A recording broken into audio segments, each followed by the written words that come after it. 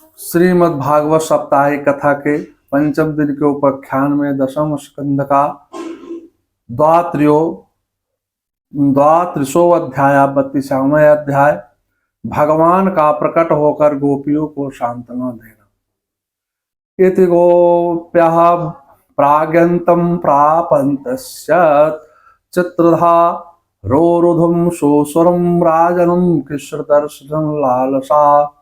श्री सुखदेव जी महाराज राजा परीक्षित जी से कहते हैं कि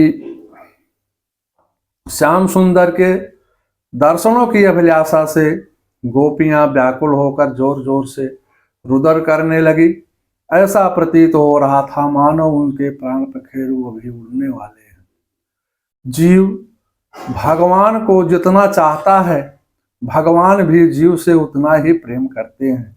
गोपियों की अत्यंत विह्वलता देखकर भगवान इस स्मित हास करते हुए गोपियों के बीच में प्रकट हो गए। तासामाभिच्छूरो छौरिः सम्यमानं मुखाम्बुजा पीताम्बरं धरः साध्वे सारांगम मनमंथमंथथ। कामदेव ने वसंत ऋतु को प्रकट कर दिया। भगवान ने रोती हुई गोपिकाओं के आंसू पोछे। भगवान श्री कृष्ण के अलौकिक सौंदर्य को देख करके कामदेव भी चंचल हो उठा। कामदेव ने गोपियों के मन में प्रवेश किया। कामदेव के प्रवेश होते गोपियों का मन क्षुभित हो गया। कामदेव ने अपनी पूर्ण तैयारी के साथ भगवान के ऊपर बाण चलाना शुरू कर दिया। भगवान ने भी अनेक रूप धारण कर लिए। कश्चित् कराम्भुजं शौरे जिघृतं जालिना मुदा कश्चित् धारं दाधाथ में चंदन रूपम। किसी गोपी ने भगवान के कर कमल पकड़ लिए, किसी ने अपनी बाह श्याम सुंदर के कंधों पर रख लिया, किसी ने श्याम सुंदर के चबाए हुए पान को अंजल में रख लिया, किसी ने उनके चरणों को छाती पर रख लिया, कोई उनका आलिंगन करने लगी। भगवान के सौंदर्य का पान कर एवं उनके अंगों का स्पर्श कर गोपियां आनंद सागर में डूब गई। श्याम सुंदर सभी गोपियों के साथ लेकर के यमुना के किनारे गए। चंद्रदेव ने अपनी श्वेत चादर बिछा दी। गोपियों ने अपनी साड़ी बिछाकर श्याम सुंदर को आसन पर बैठाया। जो भगवान योगियों के वश में नहीं होते हैं, वह गोपियों के प्रेम पास में बंध गए। कोई गोपी श्याम सुंदर के चरण कमलों को दबाने लगी, कोई भगवान से पूछने लगी, भजतो अन्यम भजन्तेकम एकम यद्धि दुत्परयम नोभम यास्यांस भजन्तेकम एतन्नो ब्रूहि साधु हो। हे श्याम सुंदर, संसार के जीव भजन करने वाले का भजन करते हैं। कुछ प्राणी, कुछ संत महापुरुष भजन न करने वालों का भजन करते हैं। कुछ प्राणी दोनों का ही भजन नहीं करते हैं। हे नाथ, आपके मत में कौन सा पक्ष निर्दोष है? आप किसको उत्तम मानते हैं? कृपया आप अपना अभिप्राय स्पष्ट करें। भगवान ने कहा, गोपियों, जहाँ किसी स्वार्थ कामना को लेकर भजन किया जाता है, वहाँ ना वास्तविक प्रेम है, ना वहाँ सुखानुभूति है और ना धर्म ही है। जहाँ कोई स्वार्थ नहीं होता है, जहाँ कोई कामना नहीं होती है, वहीं प्रेम विशुद्ध माना जाता है। वहीं धर्म की मर्यादा का पालन होता है। जो उपयुक्त दोनों आलंबन नहीं लेते, ऐसे जीव 4 प्रकार के शास्त्रों में बताए गए हैं। आत्माराम, जो साधक प्रतिक्षण आत्मा में ही रमण करते रहते हैं, जो शरीर को आत्मा नहीं समझते हैं।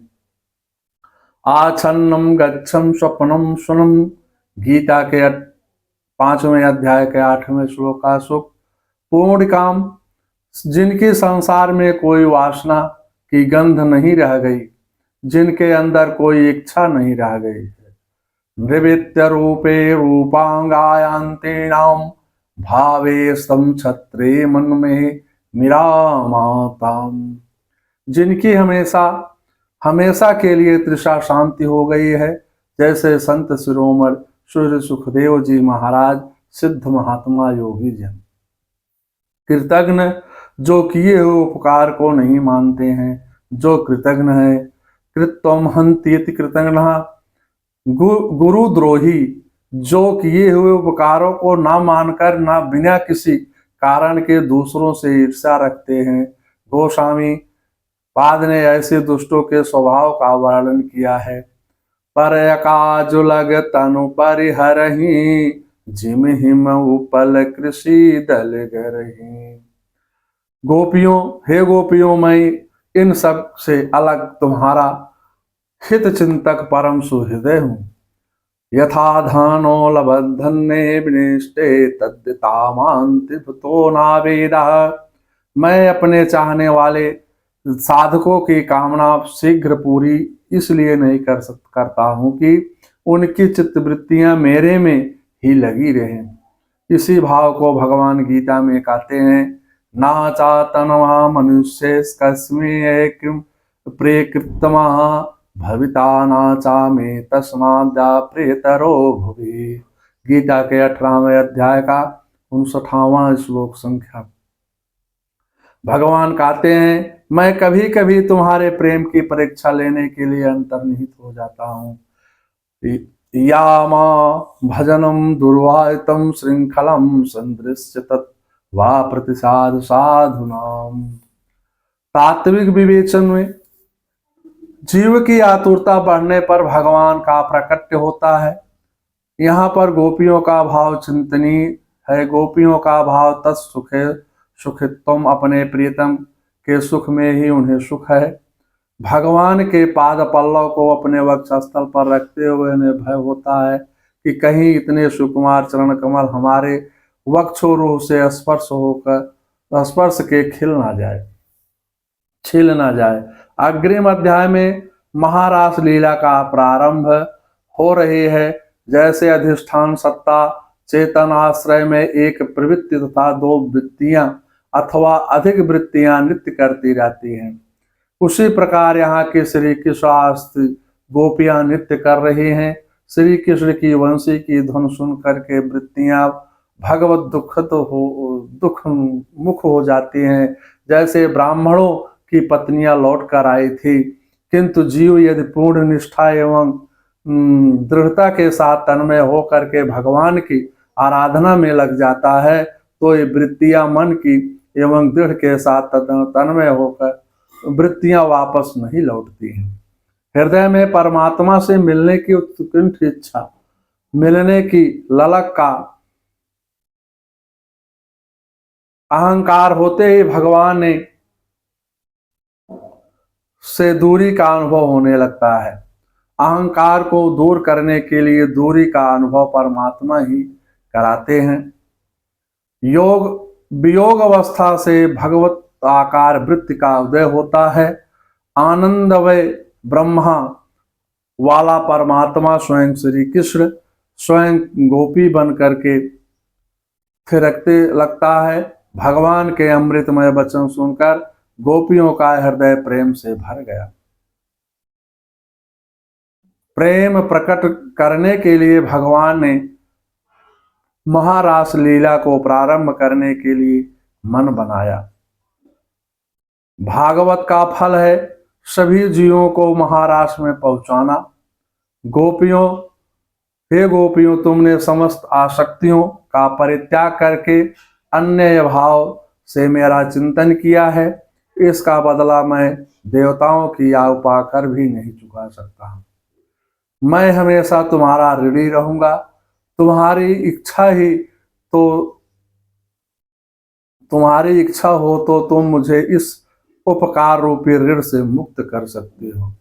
श्रीमद् भागवत साप्ताहिक कथा के 10वें स्कंद का 12वां अध्याय समाप्त होता है। मंगलम भगवान विष्णु मंगलम गरुड़ाध्वजा मंगलम पुंडरीकाक्षाय मंगलाय तनोहरे। सर्वांगल मंगल्ये शिवे सर्वार्थ साधिके शरणे त्र्यंबके गौरी नारायणं नमस्तुते। शरणागतिनार्थं परित्राणपरायणे सर्वस्यातिहरं देवी नारायणे नमस्तुते। शरणागतिनार्थं परित्राणपरायणे सर्वस्यातिहरं देवं नारायणं नमस्तुते। श्री परमात्मे नमः।